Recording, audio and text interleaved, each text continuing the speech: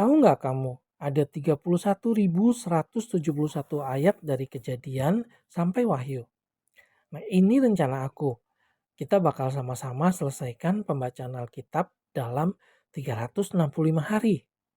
Jadi, aku bakal bacain 85 ayat setiap hari buat kamu agar kita bisa selesai dalam 1 tahun. Kalau menurut kamu ini ide bagus, buruan subscribe ya, biar notification pembacaan ayat Alkitab aku selalu terkirim ke device kamu. Ibrani pasal 13 ayat 1-25. Nasihat dan doa selamat. Peliharalah kasih persaudaraan. Jangan kamu lupa memberi tumpangan kepada orang. Sebab dengan berbuat demikian, beberapa orang dengan tidak diketahuinya telah menjamu malaikat-malaikat. Ingatlah akan orang-orang hukuman, karena kamu sendiri juga adalah orang-orang hukuman. Dan ingatlah akan orang-orang yang diperlakukan sewenang-wenang, karena kamu sendiri juga masih hidup di dunia ini. Hendaklah kamu semua penuh hormat terhadap perkawinan, dan janganlah kamu mencemarkan tempat tidur, sebab orang-orang sundal dan pezinah akan dihakimi Allah. Janganlah kamu menjadi hamba uang dan cukupkanlah dirimu dengan apa yang ada padamu. Karena Allah telah berfirman, "Aku sekali-kali tidak akan membiarkan engkau, dan aku sekali-kali tidak akan meninggalkan engkau." Sebab itu dengan yakin kita dapat berkata, "Tuhan adalah penolongku. Aku tidak akan takut. Apakah yang dapat dilakukan manusia terhadap aku?" Ingatlah akan pemimpin-pemimpin kamu yang telah menyampaikan firman Allah kepadamu. Perhatikanlah akhir hidup mereka dan contohlah iman mereka. Yesus Kristus tetap sama, baik kemarin maupun hari ini, dan sampai selama-lamanya. Janganlah kamu disesatkan oleh berbagai-bagai ajaran asing. Sebab yang baik ialah bahwa hati kamu diperkuat dengan kasih karunia dan bukan dengan pelbagai makanan yang tidak memberi faidah kepada mereka yang menuruti aturan-aturan makanan macam itu. Kita mempunyai suatu mezbah dan orang-orang yang melayani kemah tidak boleh makan dari apa yang di dalamnya. Karena tubuh binatang-binatang yang darahnya dibawa masuk ke tempat kudus oleh imam besar sebagai korban penghapus dosa, dibakar di luar perkemahan. Itu jugalah sebabnya Yesus telah menderita di luar pintu gerbang untuk menguduskan umatnya dengan darahnya sendiri. Karena itu, marilah kita pergi kepadanya di luar perkemahan dan menanggung kehinaannya. Sebab di sini kita tidak mempunyai tempat tinggal yang tetap. Kita mencari kota yang akan datang. Sebab itu marilah kita oleh Dia senantiasa mempersembahkan korban syukur kepada Allah, yaitu ucapan bibir yang memuliakan namanya. Dan janganlah kamu lupa berbuat baik dan memberi bantuan, sebab korban-korban yang demikianlah yang berkenan kepada Allah.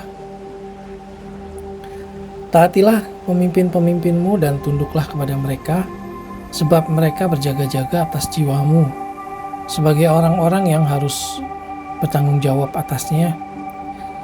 Dengan jalan itu mereka akan melakukannya dengan gembira, bukan dengan keluh kesah, sebab hal itu tidak akan membawa keuntungan bagimu.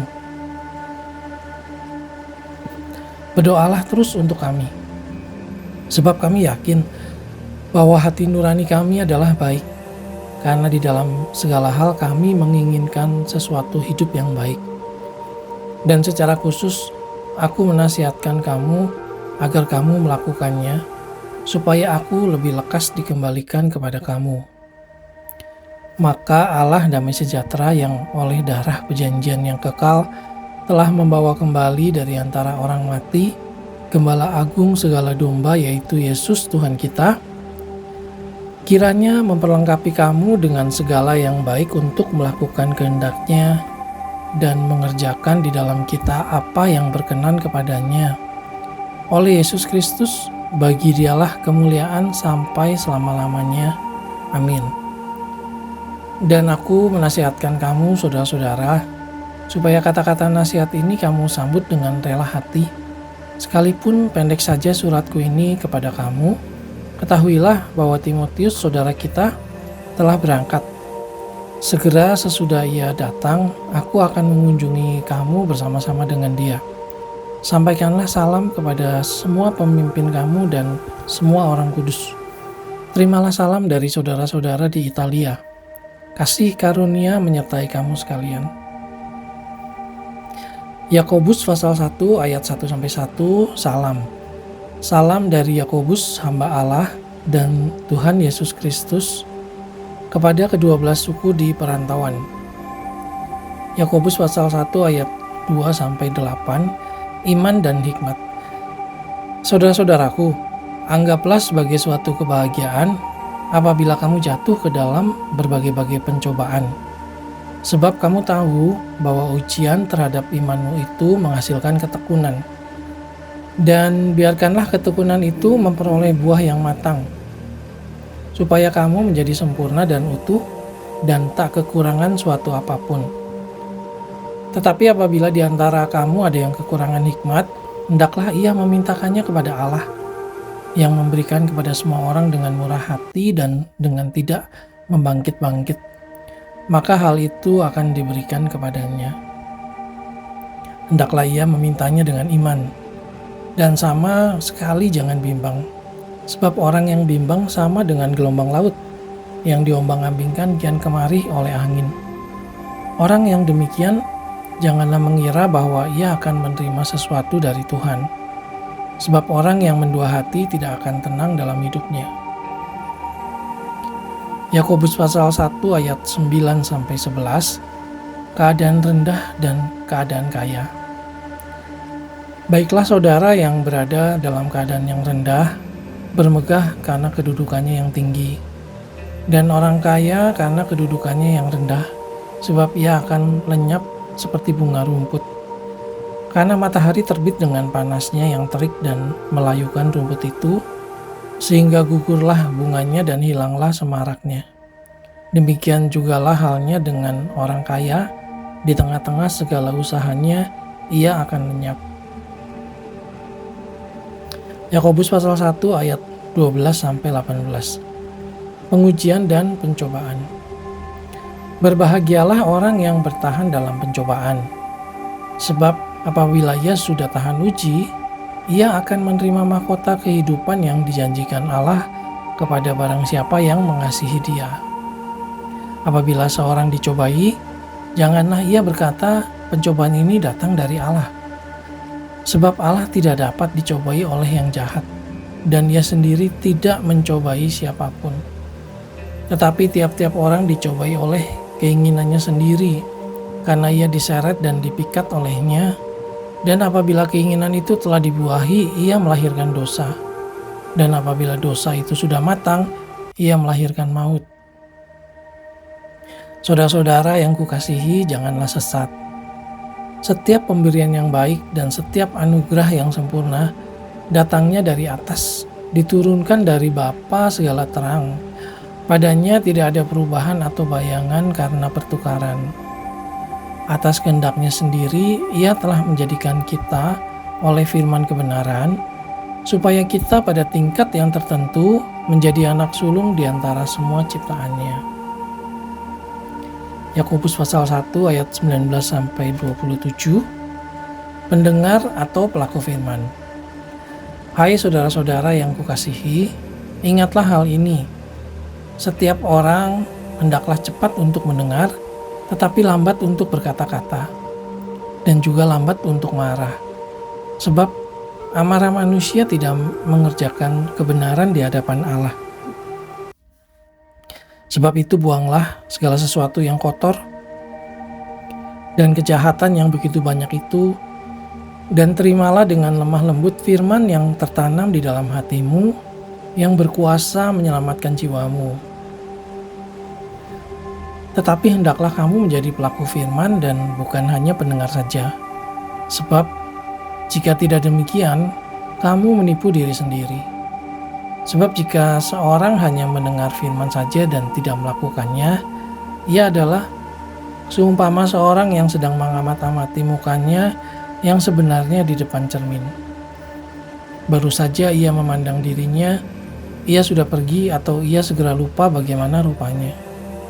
Tetapi barang siapa meneliti hukum yang sempurna, yaitu hukum yang memerdekakan orang, dan dia bertekun di dalamnya, jadi bukan hanya mendengar untuk melupakannya, tetapi sungguh-sungguh melakukannya, ia akan berbahagia oleh perbuatannya. Jikalau ada seorang menganggap dirinya beribadah, tetapi tidak mengekang lidahnya, ia menipu dirinya sendiri, maka sia-sialah ibadahnya. Ibadah yang murni dan yang tak bercacat di hadapan Allah Bapa kita ialah mengunjungi yatim piatu dan janda-janda dalam kesusahan mereka dan menjaga supaya dirinya sendiri tidak dicemarkan oleh dunia.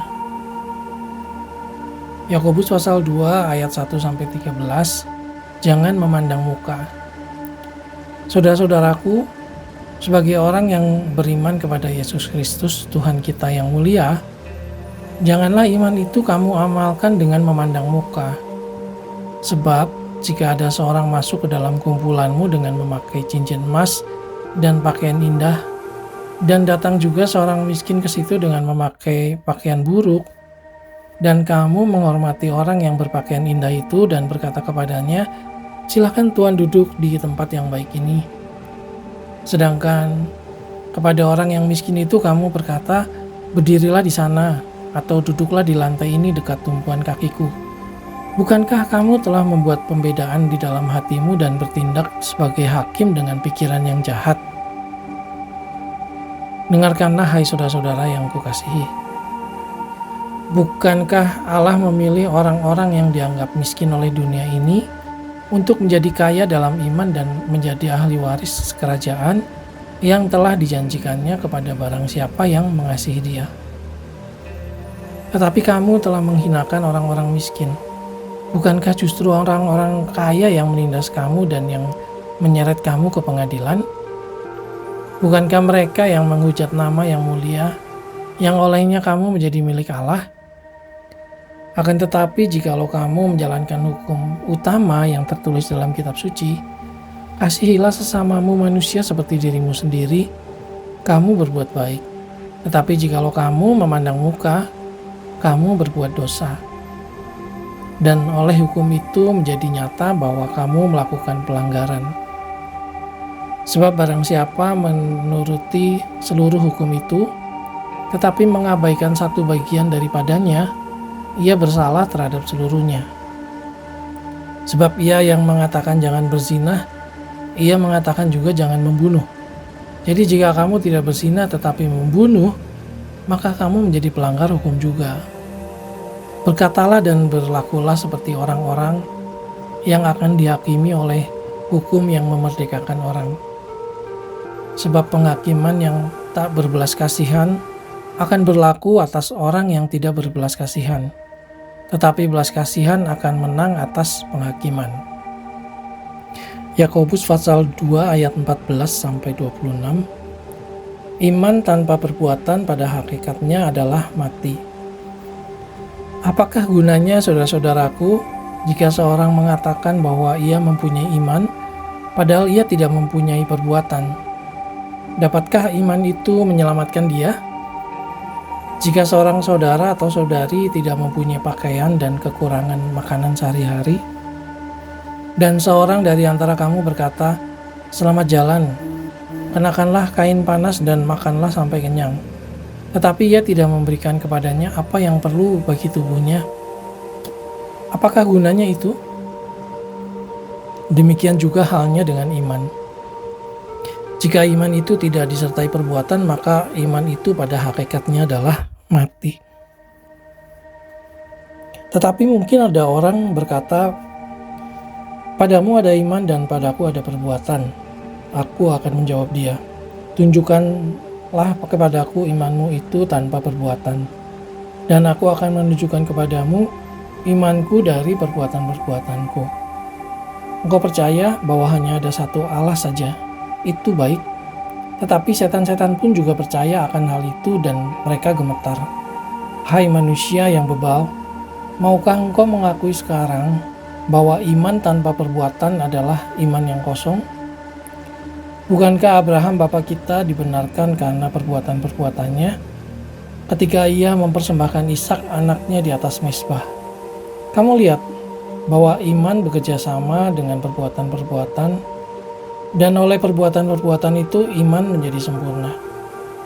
Dengan jalan demikian, genaplah nas yang mengatakan, lalu percayalah Abraham kepada Allah, maka Allah memperhitungkan hal itu kepadanya sebagai kebenaran.